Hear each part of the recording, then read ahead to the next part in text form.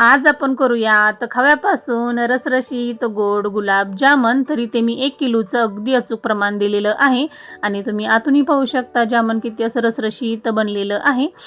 तर चला तर मग रेसिपीला सुरुवात करूया. तर त्यासाठी ते मी 1.25 किलो साखर घेतलेली आहे आणि आता साखर बुडून वर येईल इतपत आपल्याला पाणी टाकायचं आहे. थोडंसं वर आलं पाहिजे. तरी ते मी 2 ग्लास पाणी टाकून घेतलेलं आहे आणि सुरुवातीला मीडियम गॅसवर आपल्याला साखर छान अशी विरघळून घ्यायची आहे. पहा या पद्धतीने फुल गॅस करायचा नाही, नाहीतर साखर खाली अशी लागू शकते आणि आपल्या पाकाला करपटवास लागू शकतो.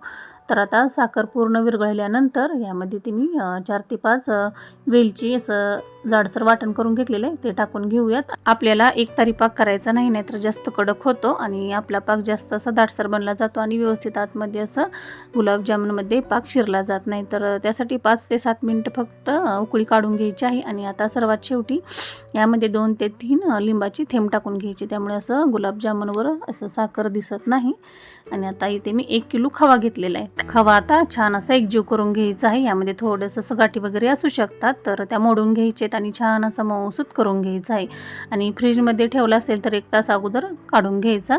आणि आता या ठिकाणी इथे मी 1 वाटी मैदा यामध्ये टाकून घेत आहे आणि छान असं हाताने एकजीव करून घ्यायचं आहे. या पद्धतीने एकजीव करून घ्यायचं आणि लागलंच तरच यामध्ये 2 ते 3 चमचे दूध टाकून घ्यायचं आहे. काही वेळेस काय होतं, खवा आपला जास्त असा पातळ असू शकतो किंवा काही वेळेस असा खवा आपला थोडासा दाटसर असू शकतो. तर खव्यानुसार आपल्याला यामध्ये दूध टाकून घ्यायचं आहे. पीठ चुरत असताना यामध्ये ते मी 1 चमचा बेकिंग पावडर टाकून घेतलेले. तो व्हिडिओ माझ्या हातून स्किप झालेला आहे, तर आवर्जून टाका.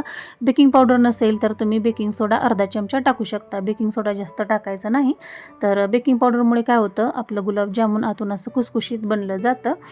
तर पीठ छान असं एकजीव करून घ्यायचं आहे. पीठ आपलं जास्त जेवढं चुरेल तेवढीच आपली गोळी छान अशी मऊसूत बनली जाते. क्रॅक वगैरे अजिबात गोळीला जात नाहीत. तर सर्व पीठ छान असं व्यवस्थित चुरून घेतलेलं आहे आणि या पद्धतीने असं मिडियम साईजच्या मी गोळ्या करून घेतलेल्या आहेत. तर आवडीनुसार तुम्ही लहान मोठ्या गोळ्या करू शकता आणि तुम्हाला गोळी जवळूनही दाखवते.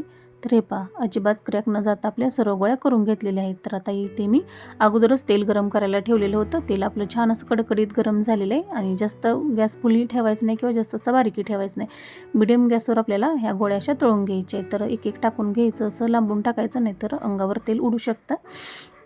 तर अलगद हाताने इथे मी गोळ्या टाकून घेत आहे. तुमच्याकडे मध्ये तेलानुसार किती बसतील तेवढ्या यामध्ये टाकून घ्यायचे आहेत.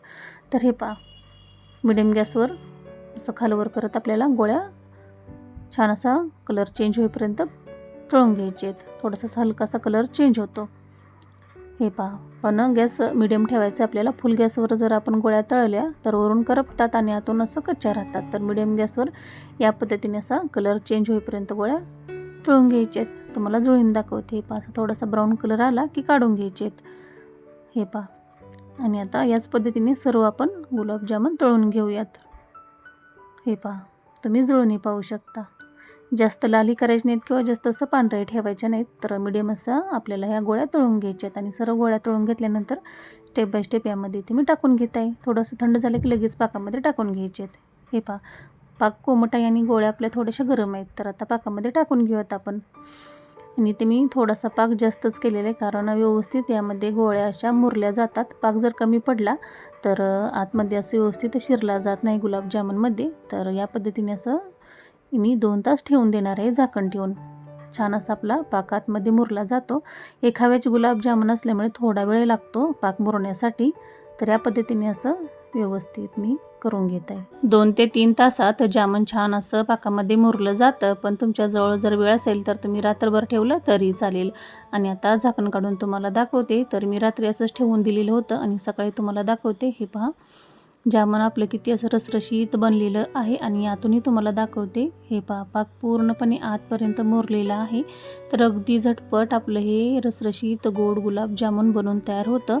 अगदी पहिल्यांदा जरी बनवलं तर अजिबात फसणार नाही. तर या पद्धतीने नक्की करून पहा. चॅनेलवर नवीन असाल तर चॅनेलला लाईक करा, शेअर करा, सबस्क्राईब करा. आणि एबीवर आणि इंस्टावर असाल तर फॉलो करायला विसरू नका. भेटूया अशाच नवीन रेसिपी बरोबर. तोपर्यंत धन्यवाद.